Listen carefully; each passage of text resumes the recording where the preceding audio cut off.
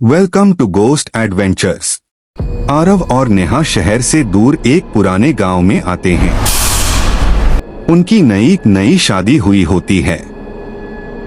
आरव एक लेखक है और चाहता है कि शांति में लिख सके। इसीलिए वह गांव के बाहर खड़ी सैकड़ों साल पुरानी हवेली को किराए पर ले लेता है। गांव वाले उस हवेली के नाम से ही डरते हैं।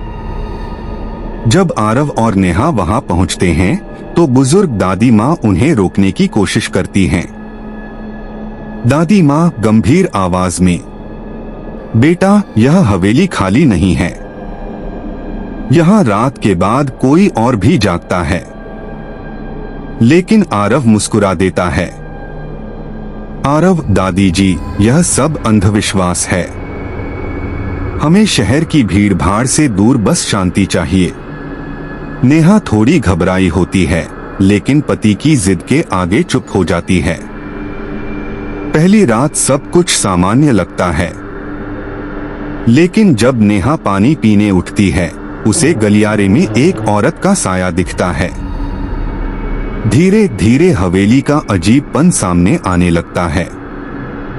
खाली कमरे में पायल की आवाज, बिना हवा के खिड़की का अपने आप बंद होना, आधी रात को औरत की धीमी हंसी।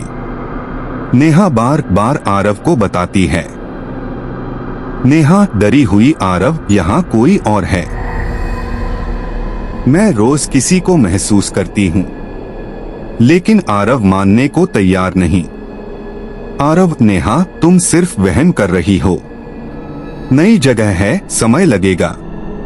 एक दिन हवेली के तहखाने में आरव को एक पुरानी डायरी मिलती है। उसमें लिखा होता है, मुझे धोखा दिया गया। इस हवेली में मेरी मौत हुई। मेरी आत्मा को शांति नहीं मिली। आरव को पता चलता है कि 100 साल पहले इस हवेली में एक लड़की रागिनी रहती थी। उसका मालिक से प्रेम था, लेकिन मालिक ने उसे धोखा देकर मार डाला। उसकी लाश हवेली के तहखाने में ही गाड़ी गई थी। उस दिन से उसकी आत्मा इस हवेली में भटक रही है। नेहा की हालत बिगड़ने लगती है। वह नींद में चलने लगती है, अजीब अजीब बातें करने लगती है। एक दिन उसकी आंखें लाल हो जाती हैं और उसकी आवाज बदल जाती है। भूत, नेहा की आवाज में, मेरा कातिल बिना सजा पाए मर गया। मैं चैन से नहीं जाऊंगी।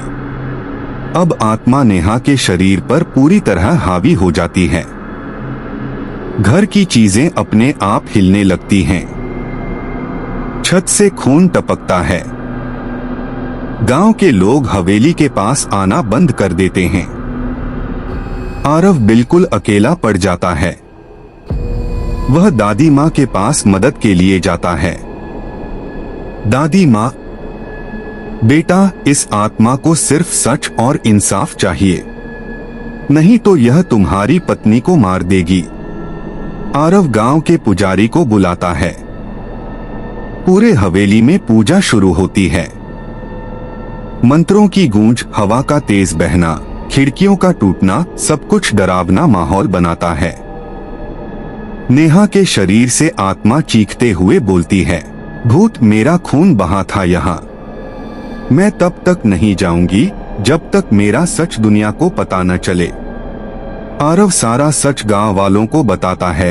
हवेली का मालिक ही असली कातिल था। जब लोग सच मान लेते हैं, आत्मा धीरे धीरे शांत हो जाती है। भूत धीमे स्वर में, अब मैं जा रही हूँ। मुझे न्याय मिल गया। नेहा सामान्य हो जाती है। हवेली शांत हो जाती है। आरव और नेहा सोचते हैं कि अब सब ठीक है। लेकिन फिल्म के आखिरी दृश्य में दिखता है, हवेली की टूटी खिड़की में वही औरत की हल्की परछाई खड़ी है और डरावनी हंसी गूंज रही है। Thanks for watching.